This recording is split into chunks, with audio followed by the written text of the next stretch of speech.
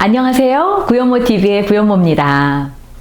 오늘의 내용은요, 큰 팀을 구축하고 싶은 분들에게는 진짜 중요한 내용입니다. 자, 여러분 다 아시는 것처럼 제가 이렇게 얘기하다가 정말로 중요한 노하우는 마지막에 나오는 거 아시죠? 예, 끝까지 한번 들어보세요. 제가 처음에는 정말 저 혼자 제품을 사용하다가 지금은 제가 상상을 초월하는 큰 팀을 갖게 됐잖아요.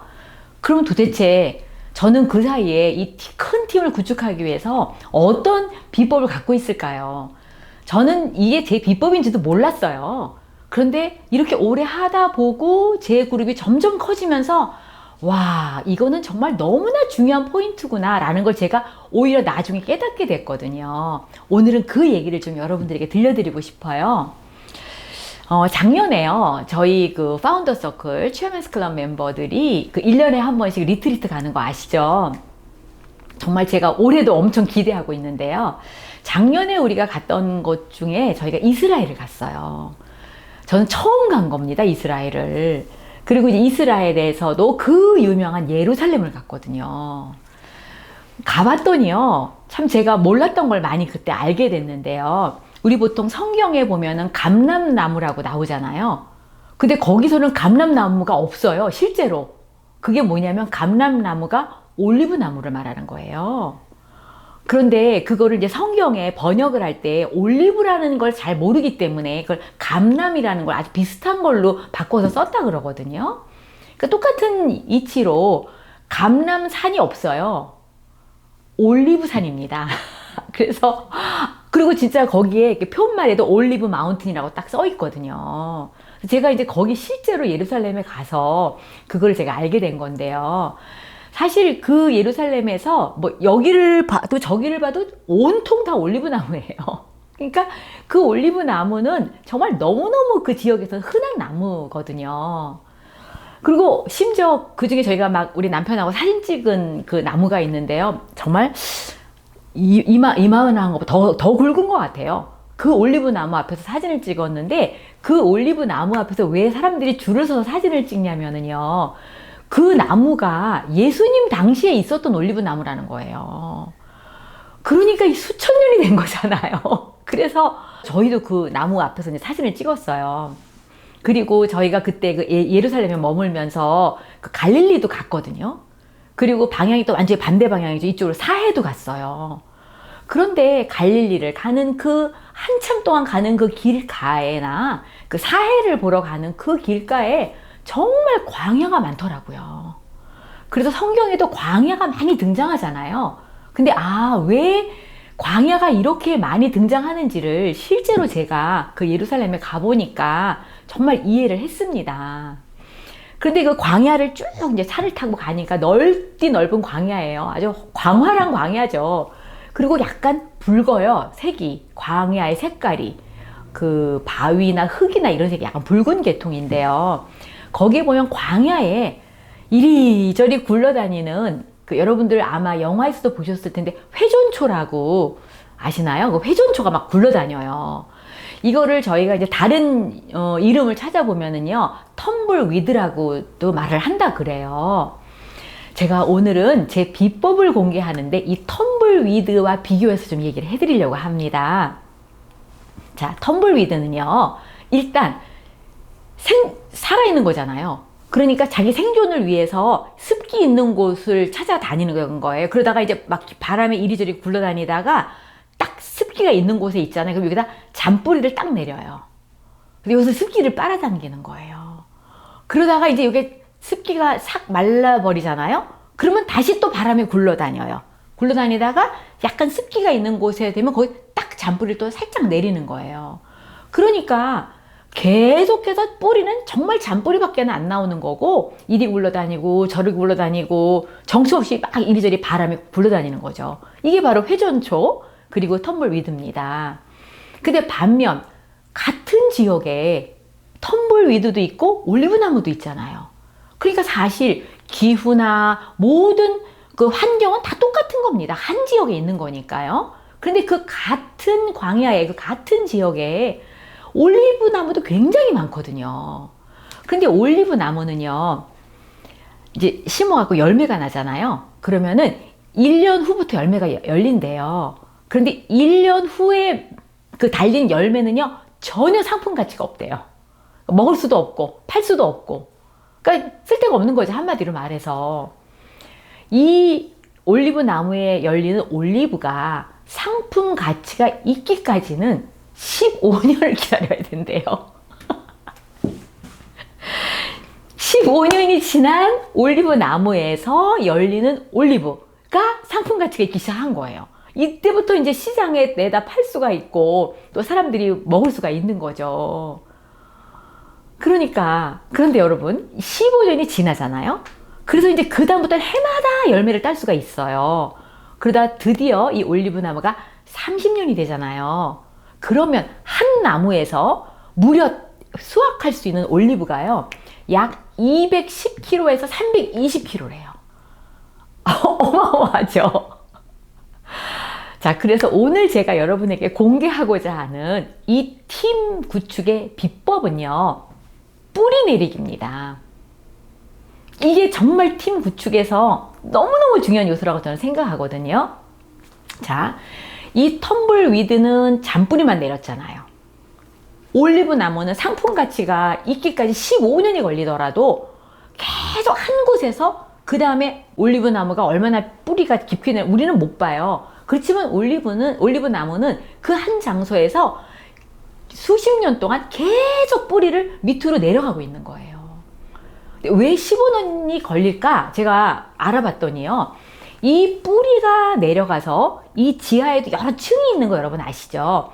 이 수분층이라는 곳이 있대요. 근데 이 뿌리가 내려가서 수분층에 도달하기까지는 15년이 걸린다는 거예요. 그러니까 이제는 15년을 버텨서 수분층까지 뿌리가 내려갔다. 그러면 위에 아무리 광활한 광야의 사막같이 건조하고 습기가 없어도 상관이 없는 거예요. 왜냐하면 그 수분층은 마르는 게 아니거든요. 이 수분층으로부터는 계속해서 수분을 끌어당길 수가 있기 때문에 올리브 나무가 그렇게 오랫동안 살 수가 있는 거죠. 그래서 보통 일반 과일나무 있잖아요. 이런 일반 과일나무는 수명이 20년밖에 안 된대요. 그런데 올리브 나무는 최소한 1000년이래요. 수명이. 그래서 그 예수님 당시에 그 올리브 나무 2000년, 이게 가능하다는 얘기죠.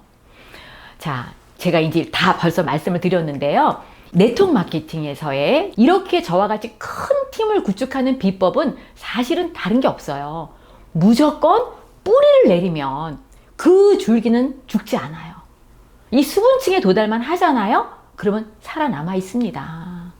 그래서 여러분, 여기가 좀 되는 것 같아. 잔뿌리 내렸다가 이거 아닌 것 같아. 이 사람이 좀 잘할 것 같아. 잔뿌리. 이러면 완전히 회전초 같이 바람에 날리는 것처럼 이리저리 가면서 열매를 맺지 못하는 사업이 돼버리는 거고요. 이 뿌리를 계속 내려가면은요, 정말 많은 사람들을 만날 수가 있거든요. 그 중에서 진짜로 진지한 사람, 정직한 사람, 윤리적인 사람, 정말 열정인 이런 사람들이 그 안에 있다는 거죠. 그럼 이분들에 의해서 이 뿌리는 아주 굳건한, 정말 깊은 수분에서 계속 끌어올려 당기는 그런 올리브 나무와 같은 그런 그룹을 여러분들이 구축할 수 있다는 겁니다. 그래서 사실은요, 이 네트워크 마케팅은 개인의 능력이라기보다는 팀의 능력이 중요한 겁니다. 제가 처음에 허벌라이프 시작하고요, 이제 미국으로 건너가서 허벌라이프를 했잖아요. 그래서 저는 정말 여러분 지난번에 유튜브에서도 말씀드렸죠?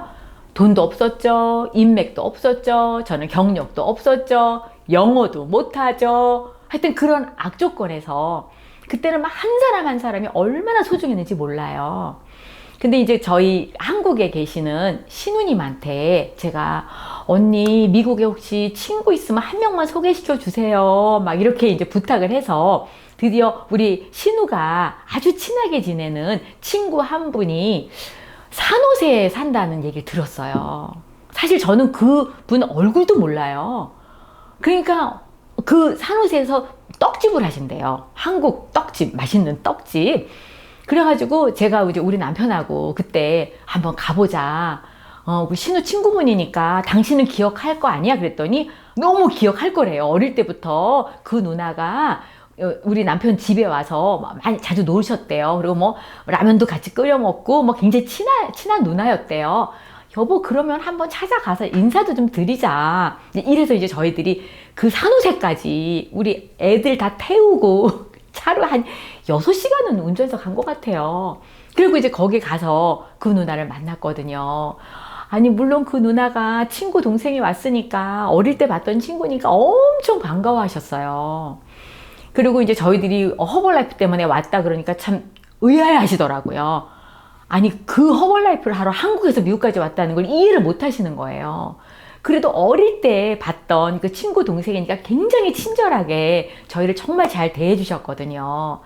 근데 이제 그분은 굉장히 성공을 이미 하셨어요. 그 산호세 지역에서 떡집, 서울 떡집이다 그러면 이 집 아주 굉장히 유명한 집이고요. 그 다음에 아주 돈도 좀 잘 버시고 그랬거든요. 물론 저희를 도와주셔서 제품도 사용하시고, 그리고 이제 소개도 해주셨거든요. 근데 이제 이분이 소개한 분 있잖아요. 그분은 조그만 식당을 하시는 분이셨어요. 이분도 이제 이분 소개로 제품을 사용하시고 효과를 보셨어요. 아직도 허벌라이프 제품 엄청 좋아하십니다. 그분은. 근데 이제 이분이 같이 친하게 지내는 선배 한 분을 소개를 시켜주셨어요. 그래서 이분은 또 저희들이 잘 지내고, 이제 한국의 허벌라이프가 열리고 난 다음에 또 이분도 한국에 나오시고, 이제 이렇게 진행이 됐거든요. 근데 이제 이분이 또 소개해 주신 분이 누구였느냐? 그 미국에서 오래전에 이민 가셔가지고, 뭐 골프 너무너무 잘 치시고, 무역을 하시던 어떤 사장님을 소개를 받았어요. 그분이 이제 뭐 사업에도 관심 있죠. 한국에도 허벌라이프가 들어간다. 그러니까, 그러면은 이거 국제적으로 연결해서 하면은 굉장히 좋은 사업이겠네요. 라고 그분이 말씀하시더라고요. 근데 또 그분이 누굴 소개시켜 줬느냐. 한국에서 약국을 하시는 약사 선생님을 소개를 해 주셨어요. 지금 제가 여러분한테 무슨 얘기하고 있는 거 아시나요? 저는 계속 뿌리를 내렸다는 얘기를 하고 있는 거예요, 지금. 부부가 다 약사분이세요. 그래서 부부가 다 약사분이니까 제품에 대해서 너무나 저희 일반인들보다는 많은 지식이 있으시잖아요. 여기 들어가 있는 성분도 아시고 너무너무 제품 효과가 좋다는 걸 본인들이 다 체험을 하시고 이제 뭐 많은 분들에게 또 홍보를 하기 시작을 하셨죠. 그러다가 그 약사분이 체중 조절을 원하시는 어떤 사모님을 알게 되신 거예요. 이 사모님이 체중 조절의 효과를 엄청 보셨죠. 또 이분이 평소에 잘 알고 지내시던 한 부부를 또 소개시켜 주셨어요. 이분들이 처음에는 사업에는 관심이 없으셨어요. 제품만 관심이 있으셨고, 또 이분들은 다른 네트워크 사업을 하셨던 분이에요. 그래서 거기서 별로 좋은 결과가 없으셨기 때문에, 내가 제품은 좋아해도 사업은 절대 안 할 거야. 이렇게 말씀하셨던 분이에요. 그런데 여러분, 바로 이 부부 사업자가 지금의 이인자 장원식 사장님입니다. 얼마나 허벌라이프 열심히 하시는지 아시죠? 또 그 사모님을 소개했던 그 약사분이 있으시잖아요. 김동우 약사님이세요. 사장님 되셨죠.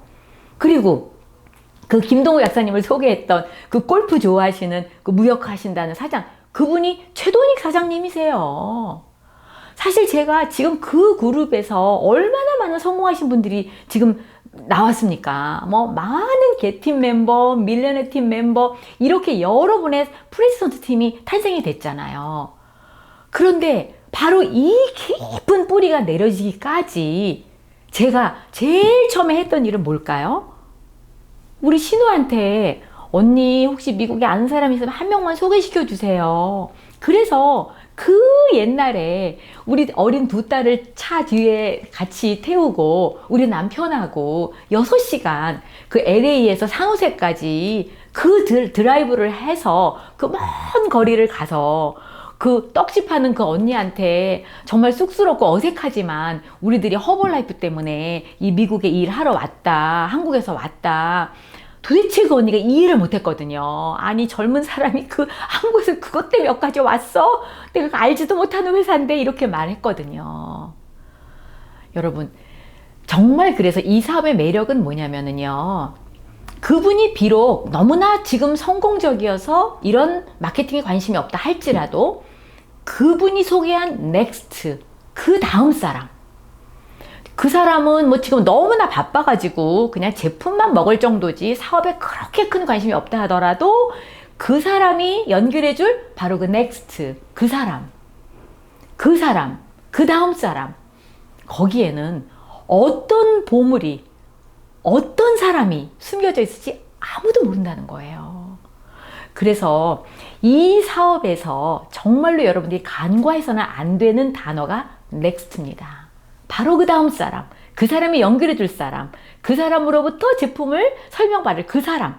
그것 때문에 바로 이 팀의 뿌리가 계속 밑으로 내려가는 거거든요. 사실 제가 돌아보면은요, 그렇게 수많은 수십, 수백 명한테 제가 허벌라이프를 권한 게 아니에요.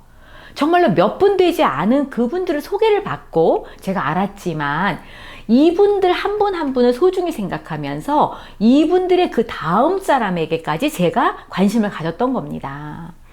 사실 우리 허벌라이프 마케팅은 3세대까지밖에 로열티가 안 오잖아요.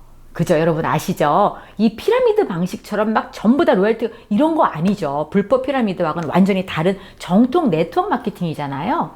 그래서 3세대 아래로는 로열티를 받지 못합니다. 그런데 여기에 비법이 숨겨져 있는 게 뭐냐면요. 3세대까지밖에 로열티가 안 오기 때문에 여러분들의 관심을 3단계에서 가위로 싹둑 자르시면 안 된다는 거예요.